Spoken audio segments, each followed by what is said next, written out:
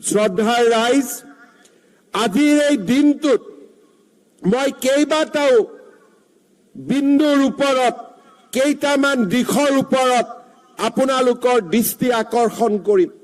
এখন ৰাজ্যৰ অৰ্থনৈতিক অভ্যুত্থানত নগৰীকৰণে আটাইতকৈ গুৰুত্বপূৰ্ণ স্থান দখল কৰে। আৰবানাইজেশ্যনৰ অবিহনে এখন ৰাজ্য কেতিয়াও অৰ্থনৈতিক দ্ৰুত গতিলৈ আগুৱাই যাব নোৱাৰে। গুৱাহাটীৰ পিছত ডিব্ৰুগড়, তেজপুৰ আৰু শিলচৰত আমি কেইবাটাও নতুন ব্যৱস্থা হাতত লৈ আমি দ্ৰুত নগৰীকৰণৰ দিশত এই তিনিওখন জিলাক, তিনিওখন সদৰ স্থানক আমি লৈ যোৱাৰ বাবে প্ৰচেষ্টা কৰিছো। মই ইতিমধ্যে কৈ অহাৰ দৰে ডিব্ৰুগড়ত অসম বিধানসভাৰ নতুন ভৱন নিৰ্মাণকে আদি কৰি ইনফ্ৰাষ্ট্ৰাকচাৰ ডেভেলপমেণ্টৰ জৰিয়তে আমি অহা 3টা বছৰৰ ভিতৰত ডিব্ৰুগড়ত অসমৰ দ্বিতীয় ৰাজধানী তথা মহানগৰৰ ৰূপে আমি লৈ যাব বিচাৰিছো।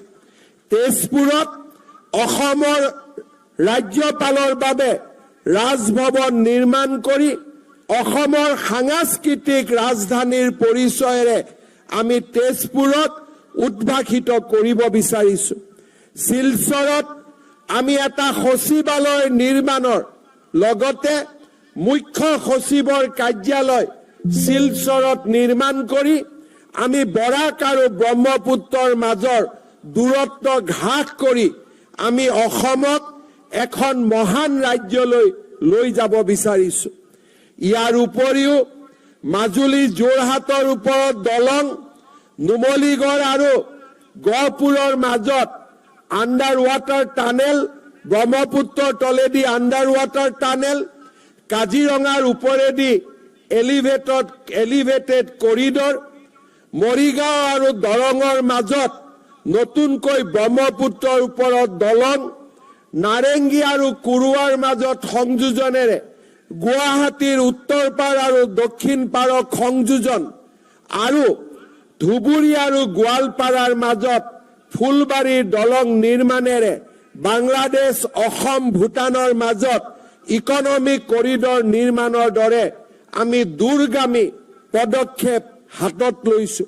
শিলচৰ আৰু গুৱাহাটীৰ মাজত দূৰত্ব 5 ঘণ্টালৈ কমাই আনি শিলচৰ আৰু গুৱাহাটীৰ মাজত এক্সপ্ৰেছ হাইৱে নিৰ্মাণৰ পৰিকল্পনা এই বছৰৰ ভিতৰতে আমি বাস্তৱত ৰূপায়িত কৰিব বিচাৰিছো।